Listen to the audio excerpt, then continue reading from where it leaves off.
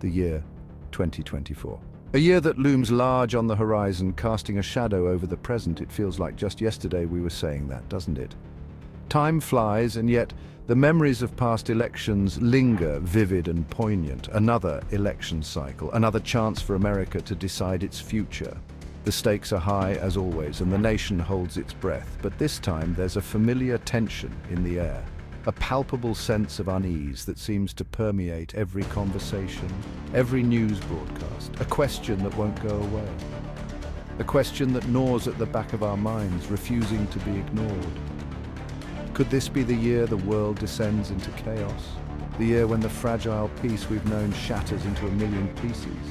Could this be the year of World War III? The thought alone is enough to send shivers down the spine. Let's be honest, folks. The possibility of another world war isn't exactly a new fear. It's a spectre that's haunted us for decades. We've been down this road before. Cold War anxieties, proxy wars, the constant looming dread of global conflict, the ever-present threat of nuclear annihilation, a nightmare scenario that has, unfortunately, never truly left our collective consciousness. It's enough to make you want to crawl under your weighted blanket and never come out, to shut out the world and its endless worries.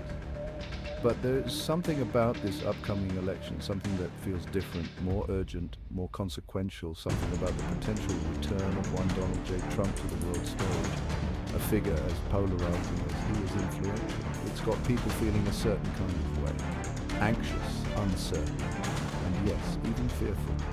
And by a certain kind of way, I mean terrified. The stakes have never felt higher, and the future never more uncertain.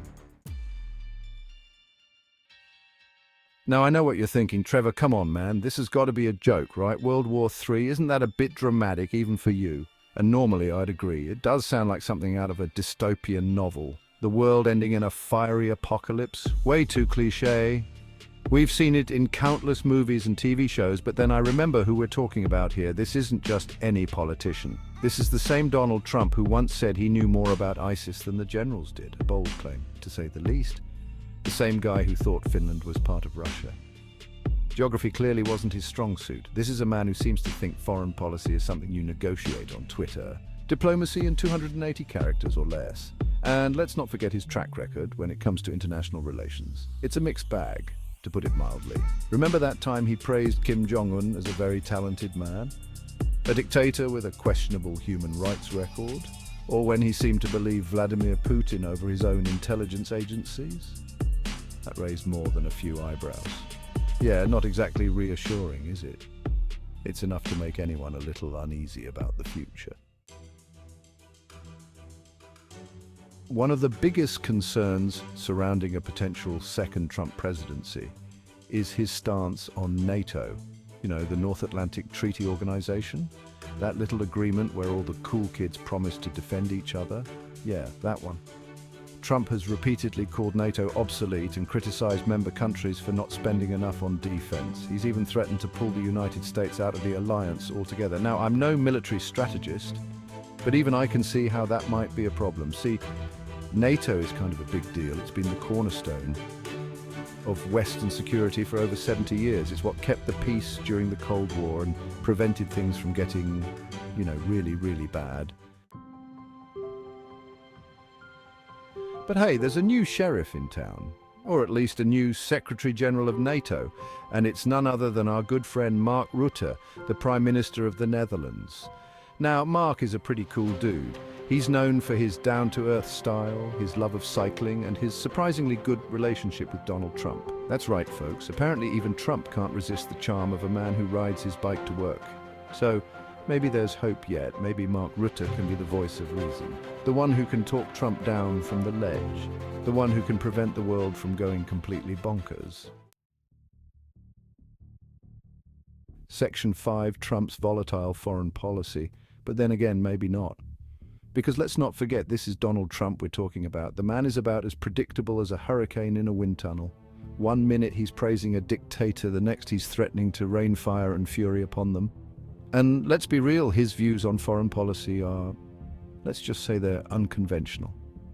He seems to see the world as one giant real estate deal, a place where everything is negotiable and the only thing that matters is getting the best deal, no matter the cost. So, yeah, I'd say there's still reason to be concerned because with Donald Trump back in the White House, all bets are off. Section 6. A world on edge. The world is watching, folks, holding its breath, waiting to see what happens next. Will Trump return to his old ways, alienating allies and cozying up to dictators? Or will he surprise us all and become a champion for global cooperation? I honestly don't know, and I'm not sure anyone does. But one thing's for sure, the stakes have never been higher. The world is a tinderbox right now, and all it takes is one spark to ignite a global conflict. And let's not forget about the elephant in the room, shall we? The one with the big red button. Section 7, the nuclear threat. Yeah, that's right. We're talking about nuclear weapons, people.